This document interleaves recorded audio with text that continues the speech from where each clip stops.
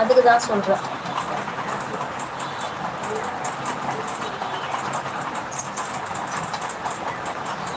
ஓகேவா? மிச்சர் 31st March பையனுக்கு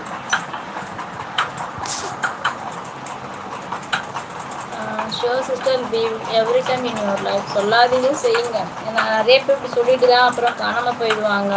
ரொம்ப கஷ்டமாக இருக்கும். அவங்கள வந்து திரும்பவும் தேட முடியாது, கேட்க முடியாது. நிறைய பேர் இப்படி தான் போயிட்டாங்க.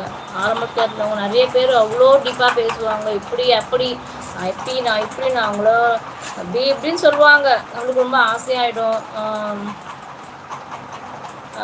அப்புறம் சில பேர்லாம் காணாமல் போயிட்டாங்க. ஸோ அப்படி பேசுனவங்களாம் இப்போ ஆளே காணும், எங்கே போனாங்கன்னே தெரியல. ஸோ அப்படி தான் இருக்காதீங்க. எப்பயும் போல் பேசுங்க. டைம் இருந்தால் ஏதோ கொஞ்சம் டைம் வந்து ஒரு ஹாய் பாய்ஸ் கூட சொல்லிட்டு போகலாம். நல்லாயிருக்கும். எங்களுக்கு அது ரொம்ப இதுவாக இருக்கும். நான் வந்து சும்மா லைஃப்